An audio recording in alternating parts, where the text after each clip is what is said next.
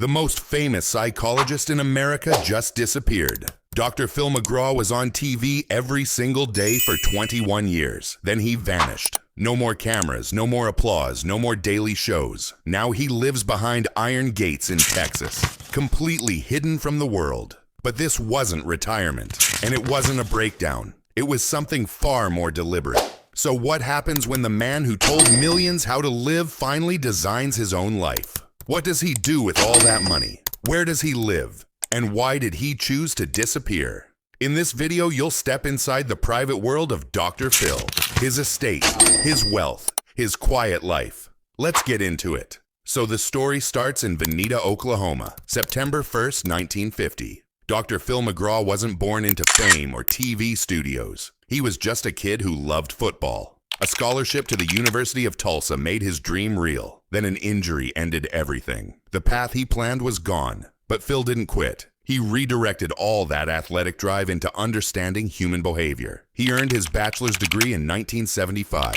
a master's in 1976, and a PhD in clinical psychology in 1979. Then he opened a private practice in Wichita Falls with his father. But the traditional therapy model frustrated him. Long conversations, slow progress, incremental change. It felt inefficient, so he shut it down. His first professional failure. That willingness to walk away became his signature. Never stay where control is limited, but his next move would change everything. He co-founded a company that applied psychology to the highest stakes arena possible. And that decision would catch the attention of the most powerful woman in media. By the late 1980s, Phil co-founded Courtroom Sciences Incorporated. The company applied psychology to high-stakes trials, jury selection, witness behavior, trial strategy.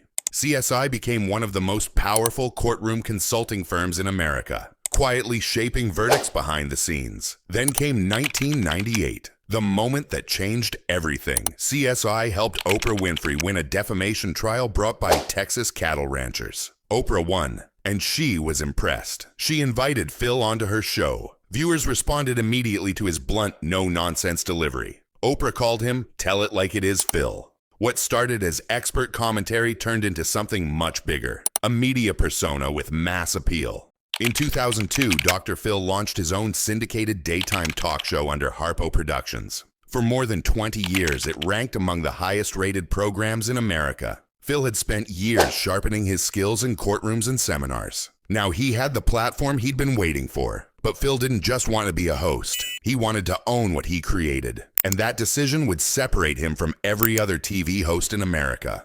When the Dr. Phil show launched, Phil made a decision that changed everything. He negotiated for 100% ownership of the show's content.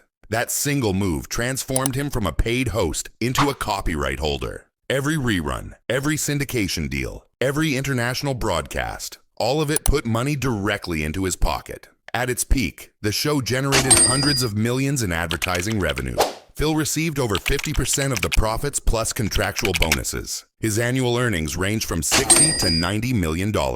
In 2018, Forbes ranked him the highest paid television host in America, with $95 million. But here's the real power of ownership. Even when the show ended in 2023 after 21 seasons, the money didn't stop. Old episodes still pay him royalties, even while he sleeps. Phil once said, "Old episodes still work even when you're asleep." That's why he's worth $460 million, while other hosts with similar fame are worth far less. Think about it like renting versus owning a house. Renters pay monthly and build nothing. Owners build equity that grows over time.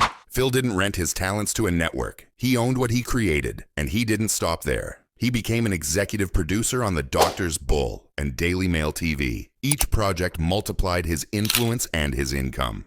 But Phil was already planning for life after TV. In 2020, he made a real estate purchase that showed exactly how he planned to spend his future. A $14 million estate in Dallas. The physical proof of everything he'd built. At 4,926 DeLoach Road in Preston Hollow, Dallas. Wealth hides behind long hedges and iron gates. Phil purchased the property in 2020 for approximately $14 million. The mansion spans over 14,000 square feet with 7 bedrooms and 8 full bathrooms. Designed by architect Patrick Ford and built by Bella Custom Homes, it features Italian Mediterranean style. Balanced, symmetrical, timeless. For someone who spent 21 years making public decisions on camera, this estate represents something profound. A space where every moment is private, every interaction is chosen, every day unfolds without audience approval. The entrance hall stretches to double height beneath carefully layered arches, stone floors, pristine white walls. Underground, a rare feature in Dallas, a basement wine cellar designed to hold 5,000 bottles. A place for preserving time, not just collecting labels. The estate includes a private home theater, multiple outdoor living areas, and covered patios. But here's what makes this choice even more revealing. Preston Hollow is old Dallas money,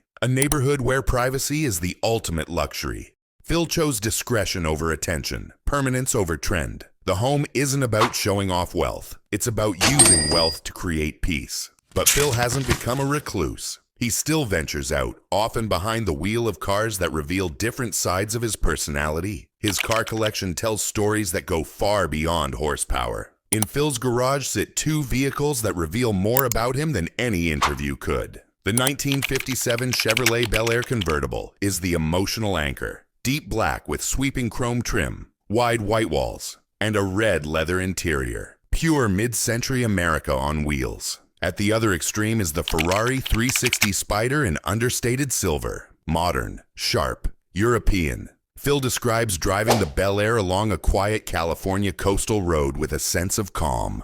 Top down, late afternoon light bouncing off the hood. Time itself slowing to match the engine's rhythm. The Ferrari offers something completely different. Every throttle input demands focus and presence. It clears the mind of everything except the immediate moment. These aren't just cars. They're tools for accessing different emotional states. The Bel Air features a 4.6-liter V8, producing around 220 horsepower. Market value sits between $85,000 and $110,000. The Ferrari's 3.6-liter V8 produces 400 horsepower, revving to 8,500 RPM, 0 to 60 in about 4.5 seconds. Current value ranges from $120,000 to $150,000. But here's what makes Phil's choices interesting. He didn't buy flashy Lamborghinis or fill a garage with dozens of cars. Just two cars, two purposes, both chosen with intention, not impulse. This restraint reflects the same philosophy visible throughout his life. Control,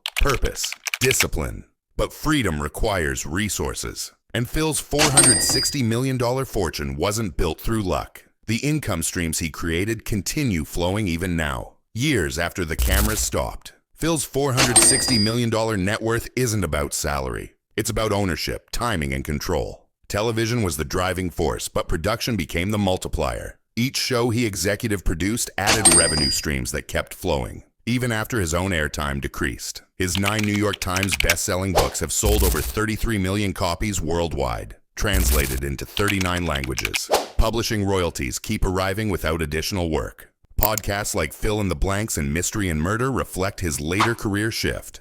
Lower production costs, complete creative control, direct audience connection. Even Merit Street Media, the network he launched in 2023, represents his ongoing investment in platforms he controls. Think about passive income, money that arrives without trading hours of your life for it. Phil built that systematically. Every TV appearance became an asset he owned. Every book became ongoing royalties. Not every gamble paid off. Merit Street Media faced challenges, and some investments underperformed. But the empire he built was resilient enough to absorb losses. Wealth at this level isn't about never failing. It's about ensuring failures can't destroy what you've built. But Phil's priorities extend beyond personal accumulation. For decades, he and Robin have quietly directed resources toward causes most people never see. What they've accomplished reveals a side of Dr. Phil that never made it to daytime TV. Untreated trauma doesn't disappear. It multiplies. In 2020,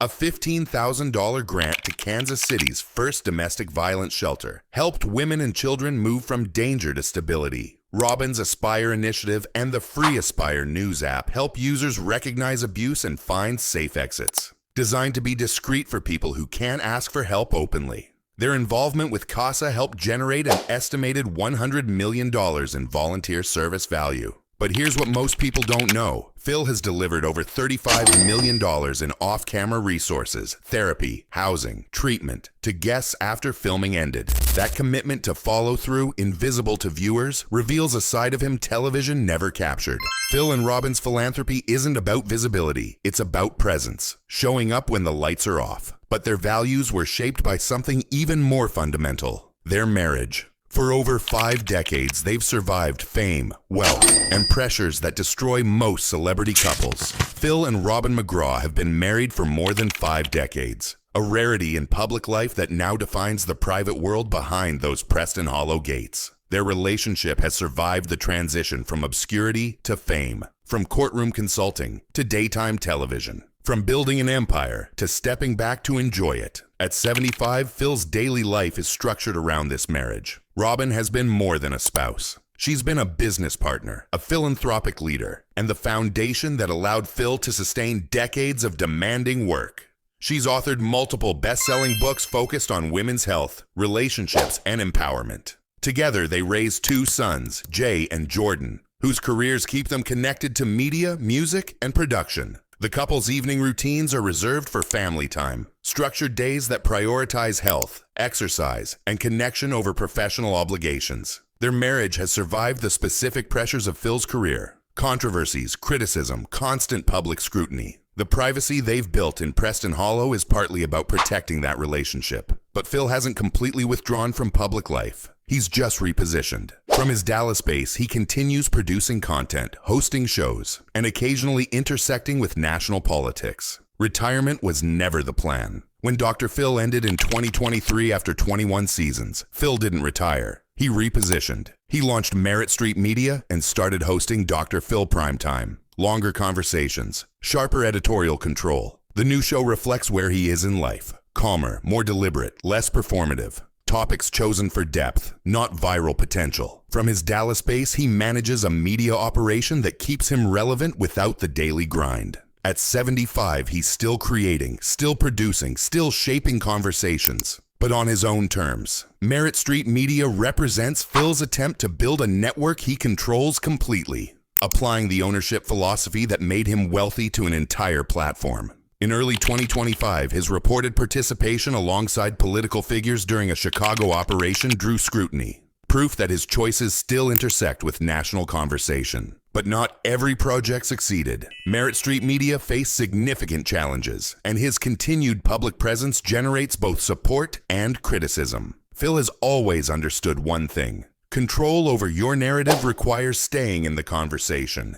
even when that conversation becomes uncomfortable. But the real story of his current life is found in the daily rhythms he's established. How a 75-year-old man who built an empire actually spends his days reveals what matters most. The routines he's created in Preston Hollow show what quiet living actually looks like. At 75, Phil's days follow patterns designed for longevity, connection, and peace.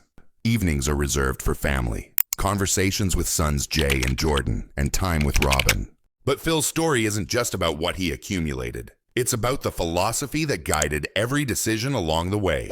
Dr. Phil's Texas estate life represents complete control over environment, schedule, and daily experience. From a football injury in Oklahoma to $460 million in net worth. From Oprah's couch to iron gates in Preston Hollow. Every decision reflects one philosophy: never linger where control is limited. What looks like retirement is repositioning. What looks like withdrawal is protection. The lesson is simple. Wealth without control is just responsibility. Fame without privacy is just performance. Behind those gates lives a 75-year-old man who built an empire and designed the exact life he wanted. The applause has faded, but what remains is something it could never provide: quiet satisfaction. From a football field in Oklahoma to a $14 million estate in Preston Hollow. This is Dr. Phil's complete story. He built wealth through ownership, not salary. Influence through production, not just appearance. And quiet living through deliberate design. At 75, he's still working, still creating, still choosing. But now every choice serves a life he controls completely. Today you saw his Dallas mansion, understood why owning 100% of his show made him the highest paid host in television. You learned about his $35 million in off-camera resources, 5 decades of marriage, and daily rhythms of a man who finally gets to live slowly. If this showed you what wealth, influence, and quiet living actually look like, subscribe and turn on notifications. Share this with someone who needs to understand that success isn't about accumulation. It's about control. Drop a comment. Which figure should we explore next?